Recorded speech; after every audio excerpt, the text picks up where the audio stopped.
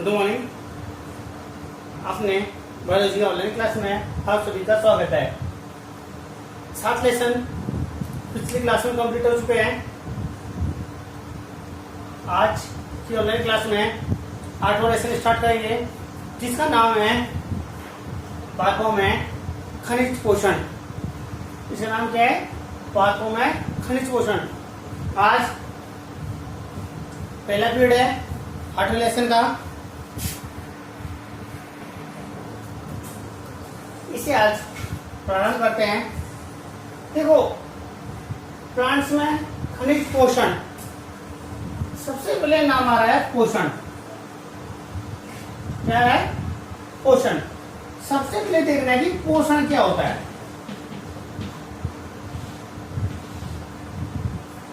जैसे पोषण शब्द आया तो पोषण शब्द आते ही सबके दिमाग में एक ही बात आती है, खाने की। अपन जो भी खाने की चीज है उसको डायरेक्ट अपन पोषण नहीं कह सकते। कुछ खाने के पदार्थ इससे ऐसे भी होते हैं जिनमें पूर्ण रूप से पोषक तत्व उपस्थित नहीं होते हैं, और वो लोग धीरे धीरे कुपोषण का शिकार हो जाता है। तो खाने को अपन पोषण नहीं कह सकते हैं। किसी भी कोई भी जीव है प्रकृति में, इस जीव की स्वस्थ वृद्धि के लिए, जैविक क्रियाओं के संपन्न होने के लिए एवं आवश्यक दैनिक जीवन हेतु जो तत्व कार्बनिक पदार्थ उपयोग में लिए जाते हैं ना, उन्हें अपन क्या कहते हैं? पोषण कहते हैं। तो पोषण से तात्पर्य क्या हुआ? जीवों के वृद्धि, विकास, जैविक क्रियाओं के लिए बाहर से जो आवश्यक पदार्थ ग्रहण किए जाते हैं उसे अपन क्या कहते हैं? पोषण कहते हैं। राइट। और बात आ रही है प्लांट्स की, पादपों में खनिज पोषण। पादपों में जो पोषण होता है ना, वो ज्यादातर खनिज पदार्थों के रूप में होता है। मैक्सिमम जो पोषण होता है वो खनिज पदार्थों के रूप में होता है। इसीलिए जो पोषण होता है ना, इस पोषण के आधार पर अपन जो प्रकृति में जीव पढ़ते हैं, आपने सुना भी होगा 2 प्रकार के जीव पढ़े होंगे। एक होता है परपोषी, इसको अपन विषमपोषी भी कहते हैं। एक होता है स्वयंपोषी। पर का मतलब क्या होता है? दूसरा। पोषी का मतलब पोषण ग्रहण करना। ऐसे जीव जो पोषण के लिए अन्य जीवों पर, प्रकृति में जो अन्य बाह्य स्रोत पाए जाते हैं उनको निर्भर रहते हैं, या बाह्य प्रकृति से कार्बनिक पदार्थ ग्रहण करते हैं, वो तो क्या कहलाते हैं? परपोषी कहलाते हैं। और एक होते हैं स्वयंपोषी। स्वयं का मतलब खुद, जो अपने भोजन का निर्माण स्वयं करते हैं ना, वो क्या कहलाते हैं? स्वयंपोषी होते हैं। ज्यादातर जो प्लांट्स होते हैं ना, पादप होते हैं, ये अधिकांश पादप किसमें आते हैं? स्वयंपोषी में आते हैं। क्यों? क्योंकि क्या करते हैं? प्रकाश संश्लेषण करते हैं, और जब ये प्रकाश संश्लेषण क्रिया करते हैं तो इस प्रकाश संश्लेषण क्रिया से ही भोजन का निर्माण करते हैं। तो इसीलिए जो प्लांट्स होते हैं, हरे पादप होते हैं ना, वो सब किसमें आते हैं? स्वयंपोषी में आते हैं। लेकिन आपने कुछ एग्जांपल्स पढ़े होंगे, कीटभक्षी पादप। क्या पढ़े होंगे आपने? कीटभक्षी पादप। ये किसमें आते हैं? ये परपोषी में आते हैं। क्यों? क्योंकि देखो, कीटभक्षी पादप, कीटभक्षी पादप मतलब ऐसे पदार्थ जो भोजन के रूप में बाह्य कीटों को ग्रहण करते हैं, वो क्या कहते हैं? कीटभक्षी। आप लोगों ने जब 11th की ऑफलाइन क्लास पढ़ी थी, तो 11th की ऑफलाइन क्लास में मैंने आपको क्लास में कीटभक्षी पादपों के बारे में बताया था। आपको याद भी होगा, घट प्लांट्स, रेटिकुलेरिया, जो घोड़े की आकृति का था, इस तरह का प्लांट था।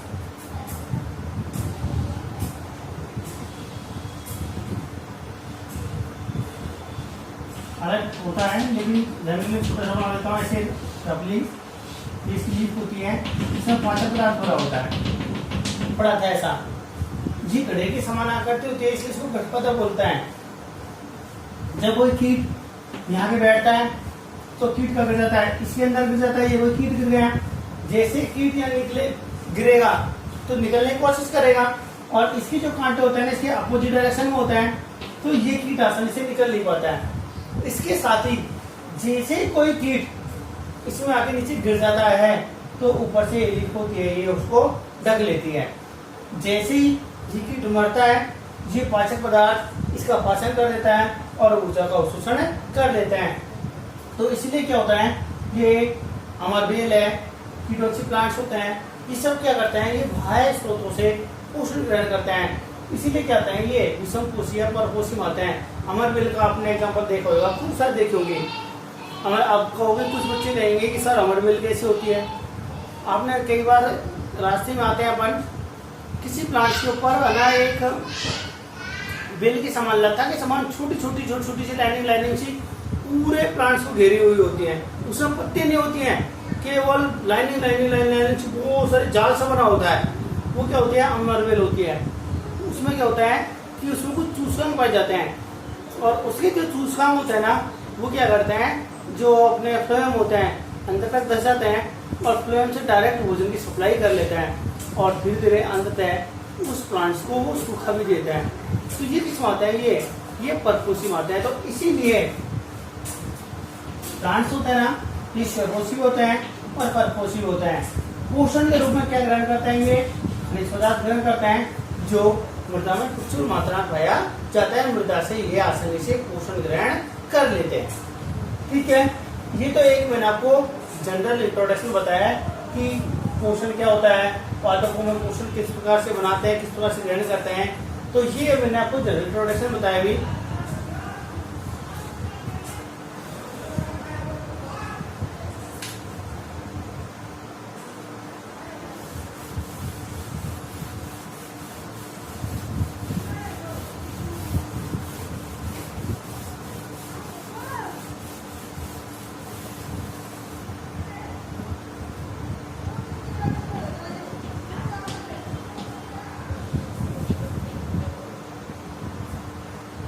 लेसन नोट कीजिए, सबसे पहले डालिएगा नेक्स्ट लेसन 8 और पाठ का नाम लिखो पाठों में खनिज पोषण। पहले लेसन डालो, फिर पाठ का नाम डालो।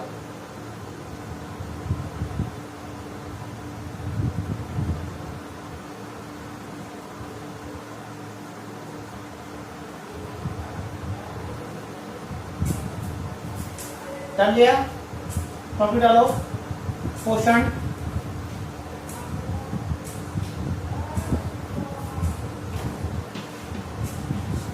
इसमें लिखो, जो मैंने थोड़ी देर पहले बोला वही चीज है। सदियों में वृद्धि, विकास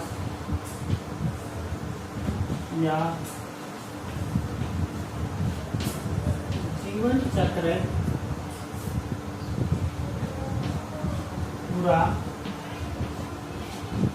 करने के लिए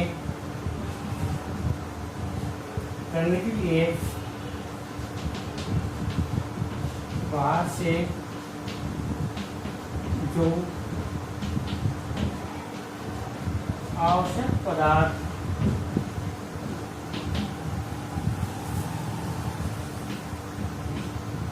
ग्रहण किए जाते हैं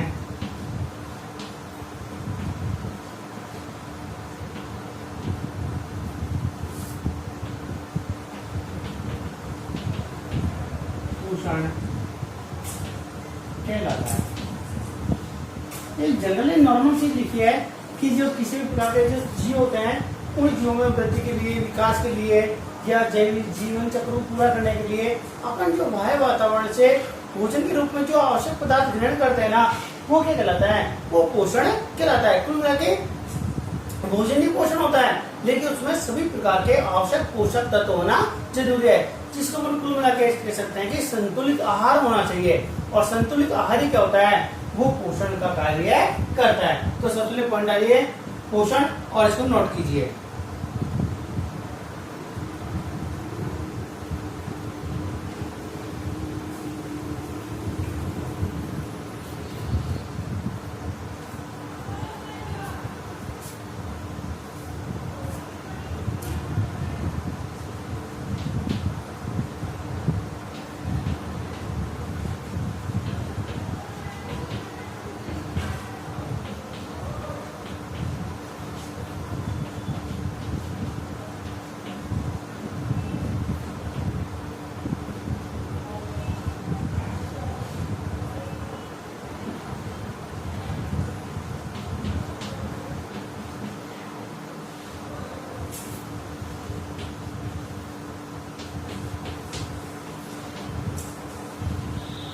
इसको नोट करने के बाद पॉइंट डालिएगा पोषण के आधार पर जीवों के प्रकार।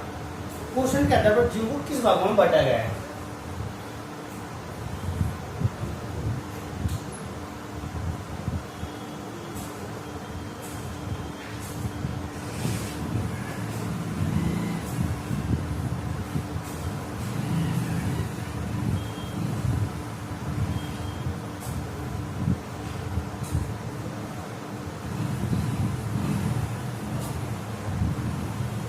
परपोषी और एक होता है स्वयंपोषी।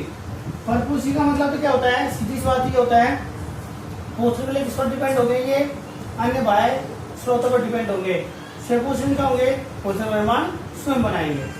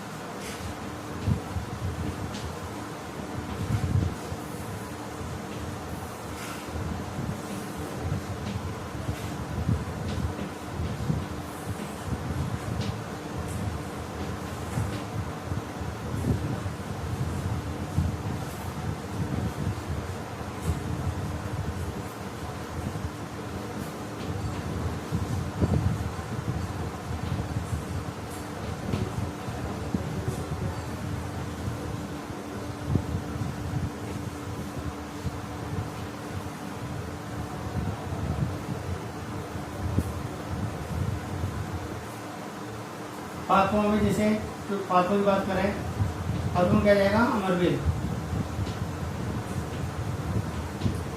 प्लांट्स,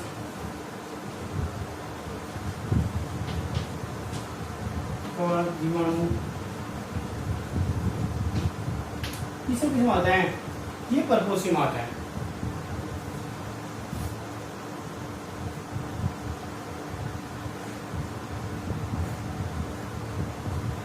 परपोषी डालिए पहले नंबर 1 और जी लिखिए यो। आप तो ऐसे डिवाइड मत करो, सबसे नंबर डालो परपोषी जीव या परपोषी डालो और श्रेणी को लिखो।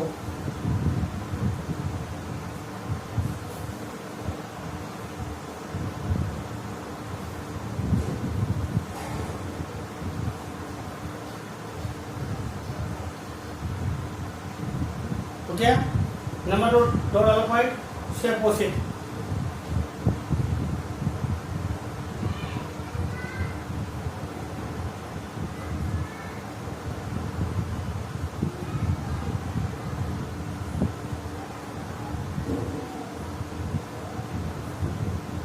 दूसरे पॉइंट डालिए इसके अपोजिट।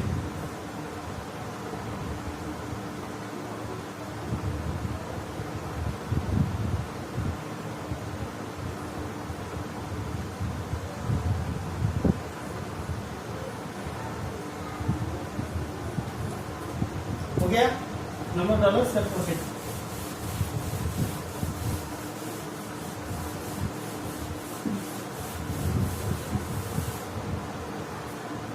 इसमें लिखो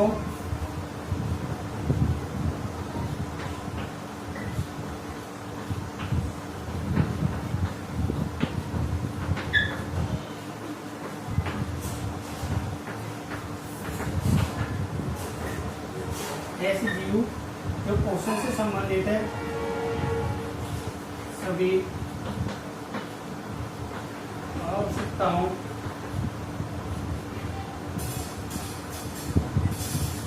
की पूर्ति हेतु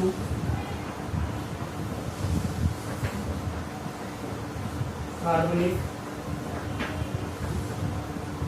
पदार्थों का निर्माण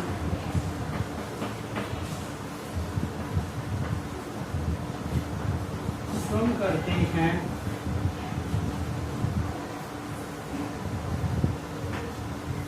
केवल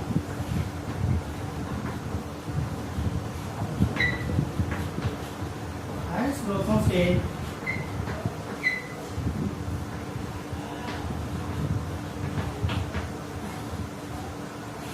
अकार्बनिक पदार्थ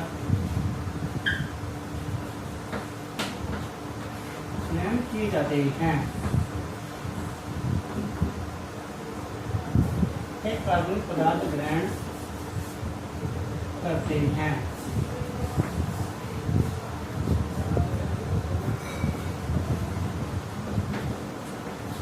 सिर्फ उसी जीव कहलाते हैं। एग्जाम्पल्स हरे पर्व। अब पता है प्रकाश संश्लेषण द्वारा भोजन निर्माण स्वयं करते हैं, क्या कहलाते हैं? स्वयंपोषी कहलाते हैं। नोट कीजिए।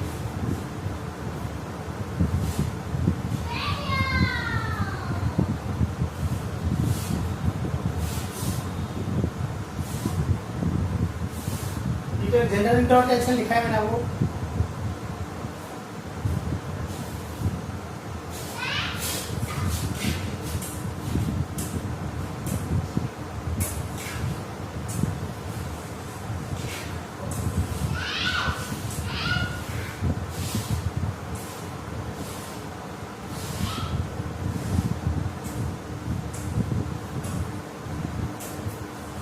हो गया कंप्लीट है।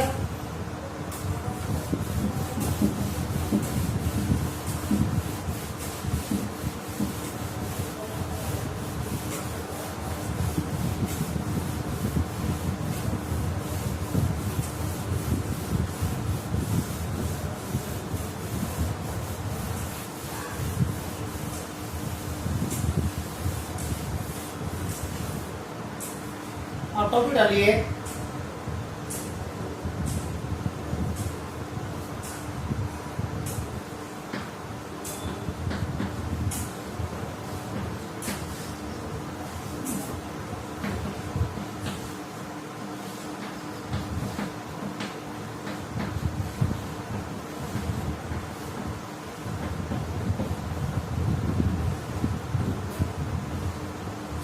पात्रों की खनिज पोषकों की आवश्यकताओं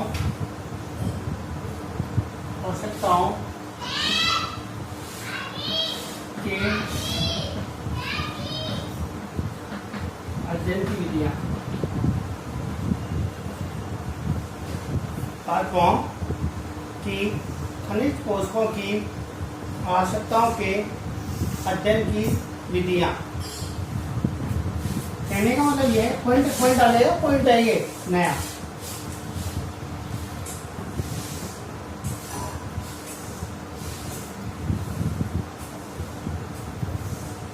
डाले पॉइंट डालिए।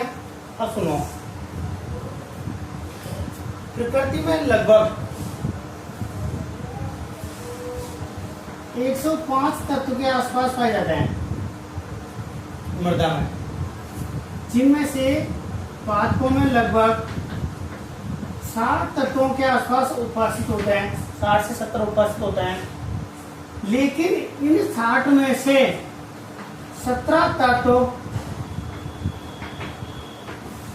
अनिवार्य होते हैं, जो पादप की स्वस्थ वृद्धि और विकास के लिए चाहिए ही चाहिए। तो अपन को किस प्रकार से पता चलेगी 17 तत्व कौन कौन से हैं? 105 तत्व हैं, उनमें से 60-70 तत्व पादप में पाए गए। इनकी जांच कैसे करी? और फिर इन 60 में से भी 17 तत्व कौन कौन से हैं जिनकी कमी होने से पादपों में विकार उत्पन्न हो जाते हैं, रोग उत्पन्न हो जाते हैं, जो पादपों के लिए स्वस्थ वृद्धि और विकास के लिए होना ही जरूरी है, जिनको अपन अनिवार्य तत्व कहते हैं। तो इसका अध्ययन अपन किस प्रकार से करें, इनकी जांच किस प्रकार से करें? वही क्या है, खनिज पोषकों के आवश्यकताओं के अध्ययन की विधियां। कुछ वैज्ञानिकों ने अलग अलग टेस्ट किए और अलग अलग टेस्टों के आधार पर अलग अलग विधियों का प्रतिपादन किया। उन विधियों से उन्होंने ये बताया कि यदि इस तत्व की कमी होगी तो पादप में ये रोग उत्पन्न हो जाएगा। इसलिए पादप की स्वस्थ वृद्धि और विकास के लिए ये होना जरूरी है। और जो कमी से रोग उत्पन्न करते हैं उनको आवश्यक श्रेणी में डाल दिया गया है। तो वो विधियां कौन कौन सी हैं जिनसे इन 17 तत्वों को पहचान की गई है? तो उन्हें अपन क्या कहते हैं? पादपों की खनिज पोषकों की आवश्यकताओं के अध्ययन की विधियां। ठीक है।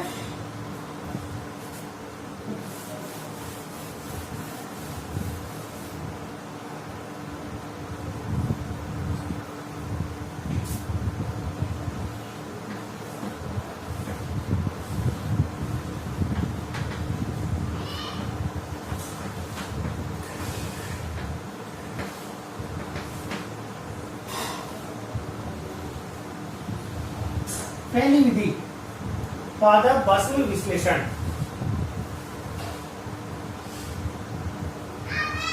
विधि मेथड यही।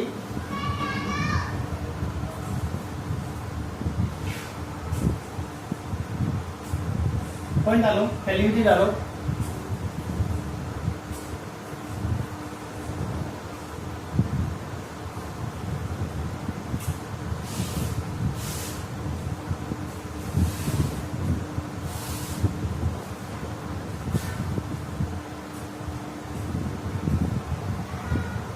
ठीक है।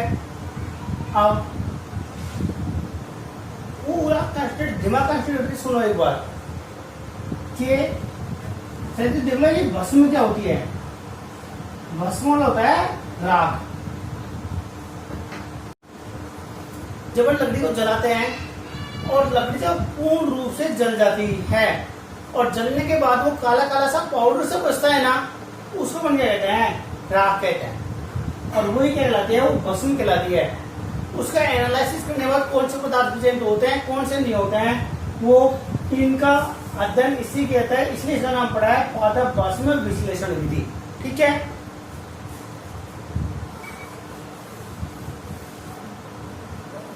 देखो,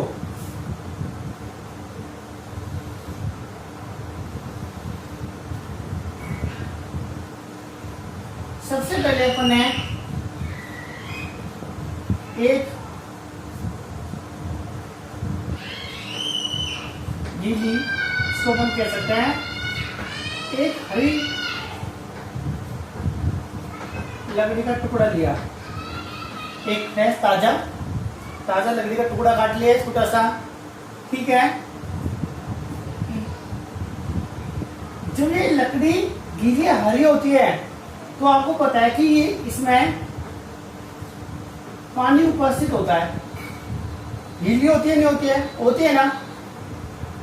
इसीलिए क्या करते हैं, इस जो लकड़ी का टुकड़ा है ना, इस लकड़ी के टुकड़े को 60 डिग्री सेंटीग्रेड ताप पर 1 से 2 दिन तक इसको गर्म किया जाता है।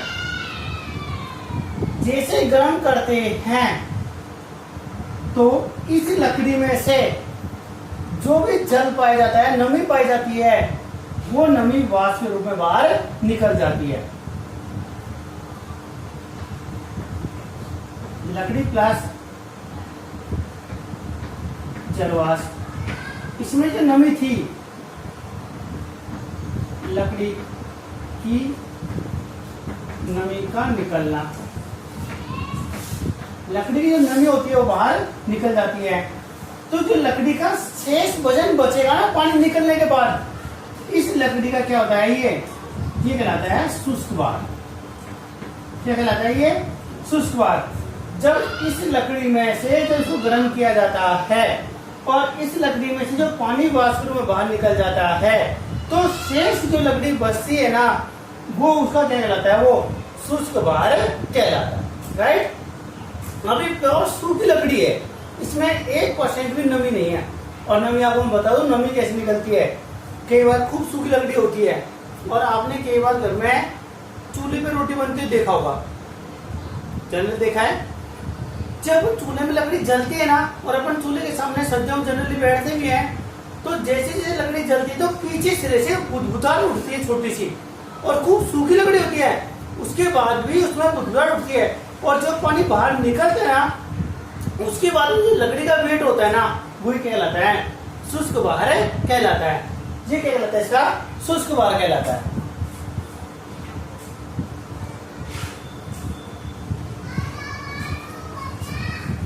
ये जो शुष्क भाग है ना, इस शुष्क भाग में प्रोटीन, पॉलीसेकेराइड, एमिनो अम्ल आदि उपाशित होते हैं।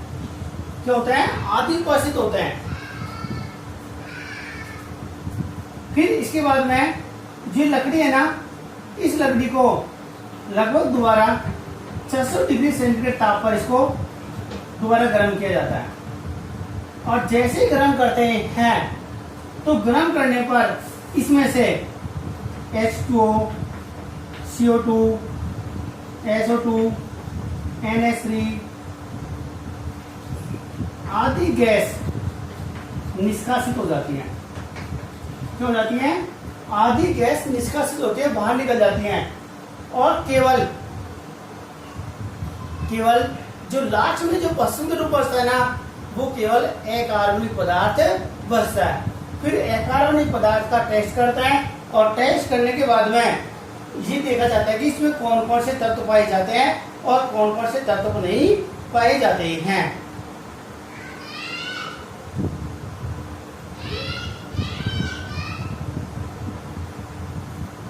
ऐसे में एक बार दोबारा सुन लीजिएगा। पादप वस्तु विश्लेषण क्या होता है? पादप वस्तु विश्लेषण का मतलब ये होता है कि अपने पास जो प्लांट्स होते हैं, उस प्लांट्स का अपने ग्रीन हरा पादप का एक टुकड़ा लिया। जैसे मान लो टुकड़ा, ये मान लो ये एक क्या है? एक हरे पादप का टुकड़ा है। अब इस जो हरा प्लांट्स है, इसमें नमी होगी नहीं होगी? नमी होगी ना, पानी होगा ना। ये अपने एक टुकड़ा ले लिया, ये हरा। अब मैंने क्या किया, इस टुकड़ा है ना, इस टुकड़े को लगभग 1 से 2 दिन तक 60 डिग्री सेंटीग्रेड ताप पर इसको गर्म किया। जैसे इसको गर्म करूंगा तो इसमें जो भी पानी है ना, वो क्या हो जाएगा? बाहर निकल जाएगा। अब इसको इसको सुखाएं कैसे? आपने खूब मोबाइल को सुखाते देखा होगा दुकान पे।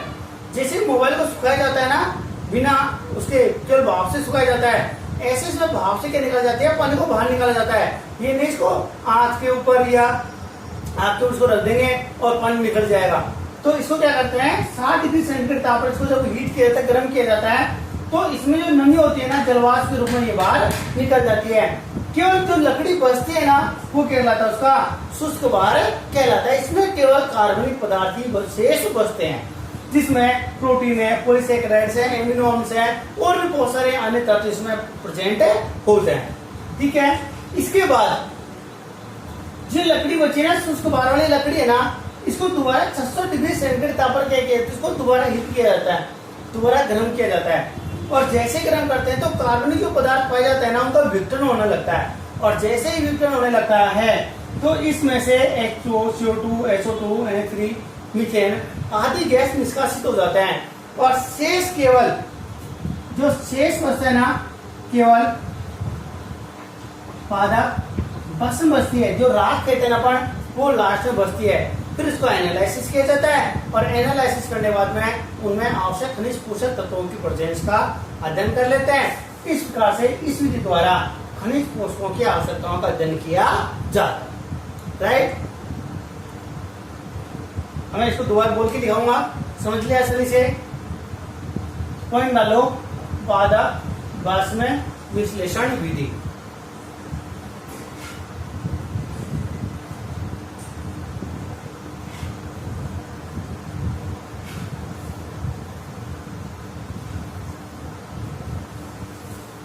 हो गया, लिखो, मैं लिखवा देता हूं। समझ लिया, बोल के लिखा था, आप लिखिए।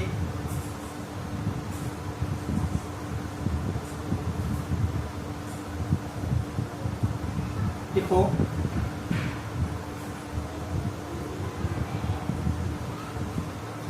पादपों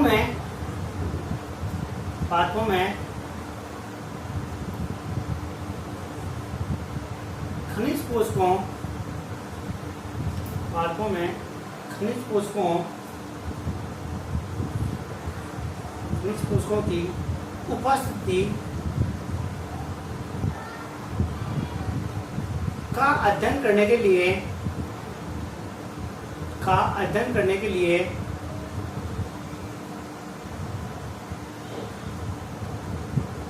इस विधि का भी उपयोग किया जाता है।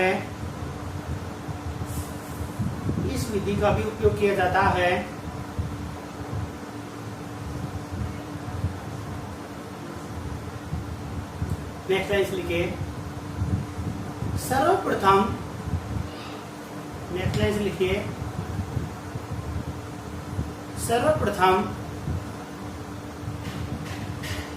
एक हरे पादप से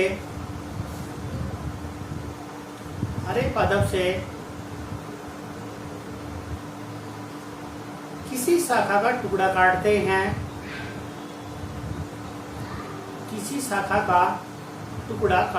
हैं।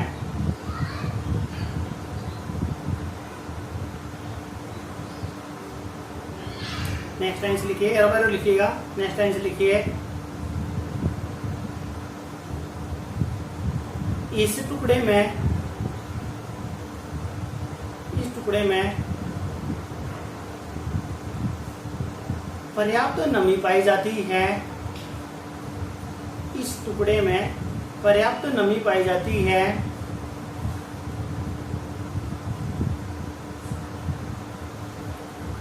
इस नमी को दूर करने के लिए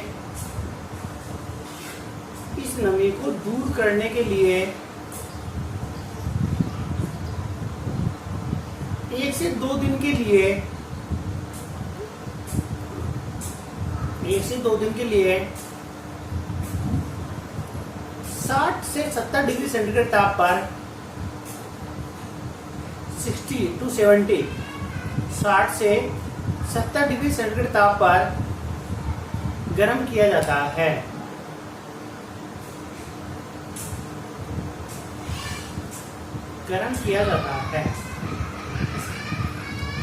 नेक्स्ट लाइन लिखो, गर्म करने से इस शाखा में जो भी नमी उपस्थित थी वो जल वाष्प के रूप में बाहर निकल जाती है। केवल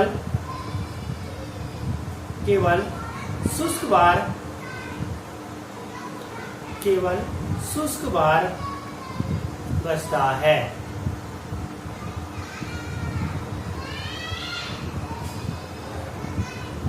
नेक्स्ट, इस शुष्क बार में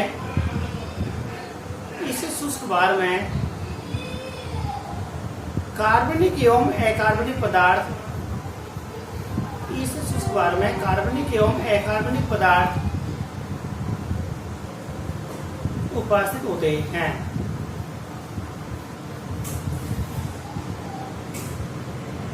नेक्स्ट, कार्बनिक पदार्थों के रूप में, कार्बनिक पदार्थों के रूप में प्रोटीन, पॉलीसैकेराइड्स, एमिनो अम्ल,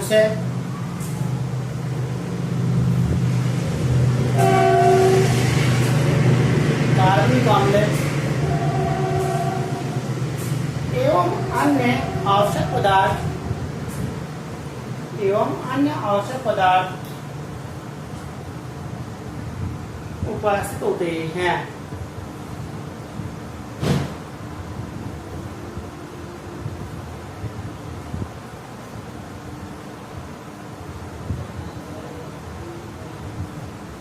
नेक्स्ट लाइन देखो, इसके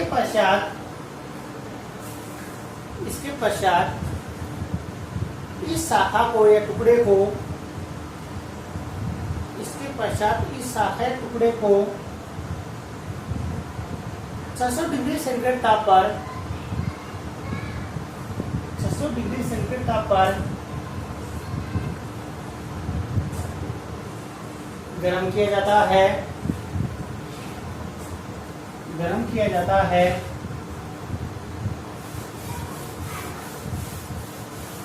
गर्म किया जाता है, जिससे कार्बनिक पदार्थों का विघटन होने लगता है, जिससे कार्बनिक पदार्थों का विघटन होने लगता है तथा ये पदार्थ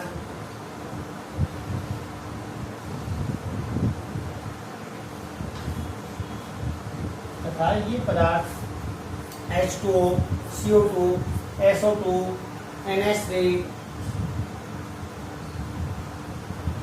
आदि गैस के रूप में बाहर निकल जाते हैं।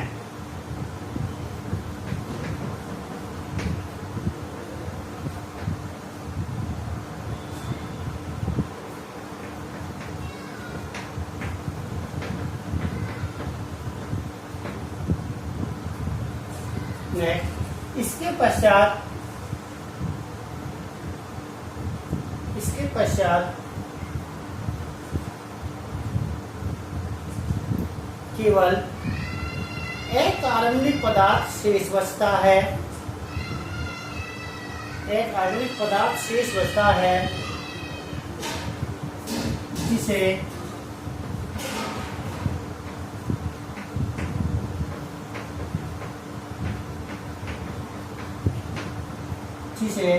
पादप भस्म कहते हैं।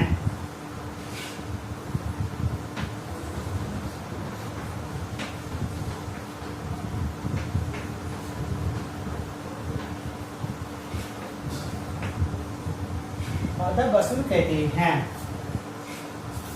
इस नेक्स्ट लिखो, इस पादप भस्म से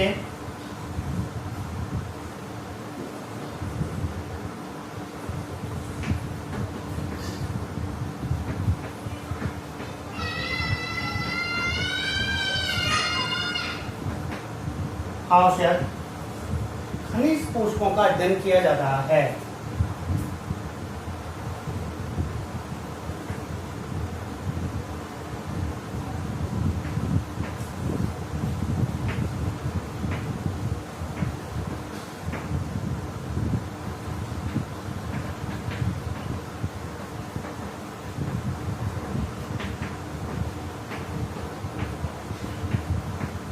मैं आपको आरेख बना रहा हूँ शॉर्ट में, सेम इन्होंने और डिटो उतार लेना। शॉर्ट में लिख रहा हूँ, जो लिखाई है डिटेल उसको शॉर्ट में लिख रहा हूँ।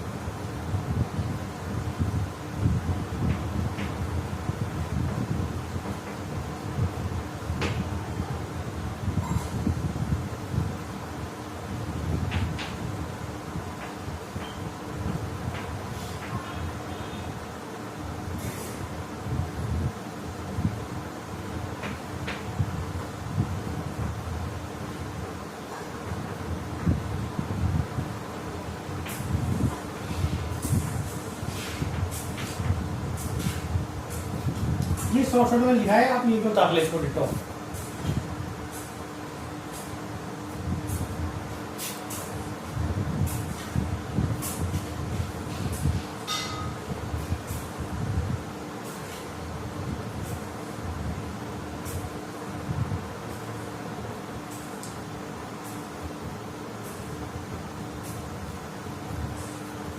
क्या आज क्लास को ये पूरा करते हैं, नेक्स्ट क्लास में और भी पढ़ेंगे।